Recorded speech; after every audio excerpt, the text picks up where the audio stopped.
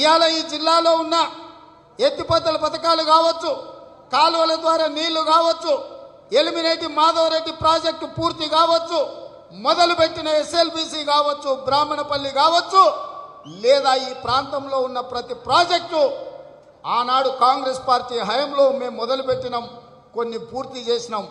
ఇంకొన్ని ముగిలిపోతే ఏనుగెళ్ళి తోక మిగిలితే ఆ తోకను కూడా బయటికి తీయలేని సన్నాసులు ఈ టీఆర్ఎస్ సన్నాసులు అని చెప్పి నేను ఈ సందర్భంగా తెలియజేస్తున్న మిత్రులారా. మన ఉప ఎన్నికలప్పుడు నేను ఇక్కడికి వచ్చిన ప్రతి గ్రామం తిరిగిన పెద్దలు జానారెడ్డి గారు కాంగ్రెస్ పార్టీ కాదు తెలంగాణ సమాజానికి పెద్ద మనిషి, అలాంటి పెద్ద మనిషి చట్టసభలలో ఉంటే చట్టసభలకే గౌరవం పెరుగుతుంది, పెద్ద ఆయనని గెలిపించండి ప్రతి గ్రామం తిరిగిన. కానీ టీఆర్ఎస్ నాయకులు అబద్ధాల పునాదుల మీద ఎన్నికలలో నెగ్గినరు. ఆయనలో చెప్పిండు ఒక ఆయన వచ్చి ఇక్కడికి నెల్లికల్లు ప్రాజెక్టును సంవత్సరంన్నర లోపల పూర్తి చేస్తాం, 20,000 ఎకరాలకు నీళ్ళు ఇస్తామని. ఇవాళ సంవత్సరంన్నర పూర్తి కావడానికి వస్తుంది. నెల్లికల్లు ఎత్తిపోతల పథకానికి పునాది రాయి కూడా పడగలేదు. ఆ 3 అడుగులు ఉన్నాయన 6 అడుగుల ఎత్తెగిరి చెప్పిండు సంవత్సరంన్నర లోపల ప్రాజెక్టు పూర్తి చేస్తాని. ఆ 3 అడుగుల జగదీశ్వర్ రెడ్డి నేను అడుగుతున్నా, ఆ ఎల్లా 6 అడుగులు ఎగిరినావు కదా, 18 నెలలల్లా నెల్లికల్లు ప్రాజెక్టును పూర్తి చేస్తాను కదా, ఇయ్యాలకి తట్ట మట్టి కూడా తీయలేదు, ఎక్కడున్నావు ఏడవన్నవని నేను జగదీశ్వర్ రెడ్డిని అడుగుతున్నా. ఇవాళ చూడండి, భూ కబ్జాలు చేసే సైదురెడ్డి ఎమ్మెల్యే, ఇసుక దోపిడీ చేసే జగదీశ్వర్ రెడ్డి మంత్రి, ఇట్లా చెప్పుకుంటూ పోతే ఈ జిల్లాలో ఉన్న ఒక్కొక్క ఎమ్మెల్యేది ఒక్కొక్క భాగవతం. చిన్న చిన్న బిల్లులు ఇవ్వాలంటే కూడా ఈడ ఉన్న ఎమ్మెల్యే చచ్చిపోయిన ఆయన బామార్ది కమిషన్లు ఎన్నో వసూలు చేస్తుండే మీరే సోషల్ మీడియాలో చూసేది. మీకందరికీ జానారెడ్డి గారు మా పెద్ద మనిషే, మేము తప్పు చేసినా ఒప్పు చేసినా ఏమన్నాడు, జానారెడ్డి గారు ఓడిపోయినా కూడా మాకే పని చేస్తాడని చెప్పి మీకు నమ్మకం.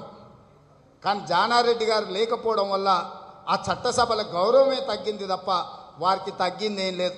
ఇవాళ జానారెడ్డి గారు ఎక్కడికి వెళ్ళినా ఈ నియోజకవర్గ ప్రజలు కాదు తెలంగాణ సమాజం అంతా వారు వచ్చిందంటే ఎవరైనా లేచి నించొని కూర్చిస్తారు. ఆయనకు అదనంగా ఎమ్మెల్యే పదవితోనో ఇంకో పదవితోనో ఆయన గౌరవం పెరిగేది లేదు.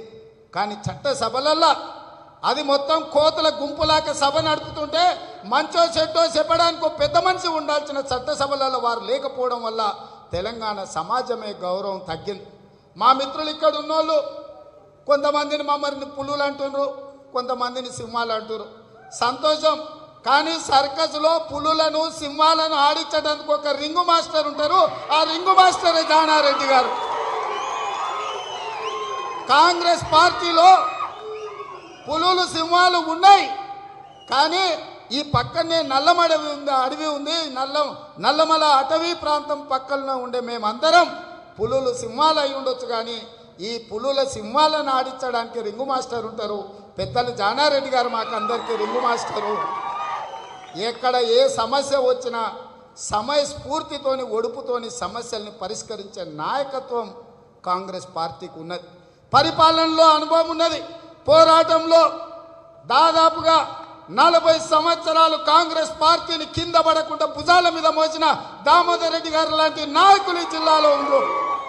సమస్యల మీద మాట్లాడగలిగిన, సమస్యలు లేవనెత్తగలిగిన, దేశం కోసమే కొట్లాటం చేసిన ఉత్తమ్ కుమార్ రెడ్డి గారు మీకు ఈ జిల్లాలో ఈ ప్రాంతంలో పార్లమెంట్ సభ్యులు.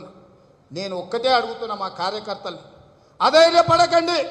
రాజ్యం ఉండొచ్చు లేకపోవచ్చు, కానీ రాష్ట్రంలో ఉండే ప్రజల కోసం నిరంతరం కొట్లాడే పార్టీ కాంగ్రెస్ పార్టీ. ఆ బాధ్యత మేము తీసుకుంటాం.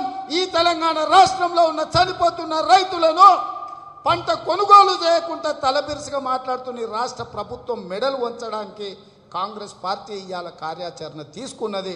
ఆ కార్యాచరణలో భాగంగానే ఇవాళ నాగార్జున సాగర్కి మేము వచ్చినామని తెలియజేస్తున్నాం. హాయ్ ఫ్రెండ్స్, మా టుడే టుమారో యూట్యూబ్ ఛానల్ చూస్తున్నందుకు చాలా థ్యాంక్స్. మరిన్ని లేటెస్ట్ వీడియోస్ కోసం వెంటనే సబ్స్క్రైబ్ చేయండి. అలాగే ఈ బెల్ ని కూడా రింగ్ చేసేయండి. మా నోటిఫికేషన్స్ అన్ని మీ మొబైల్లో వస్తాయి. అలాగే మా వీడియోస్ మీకు నచ్చితే లైక్ చేయండి, షేర్ చేయండి, నచ్చకపోతే కామెంట్ చేయండి.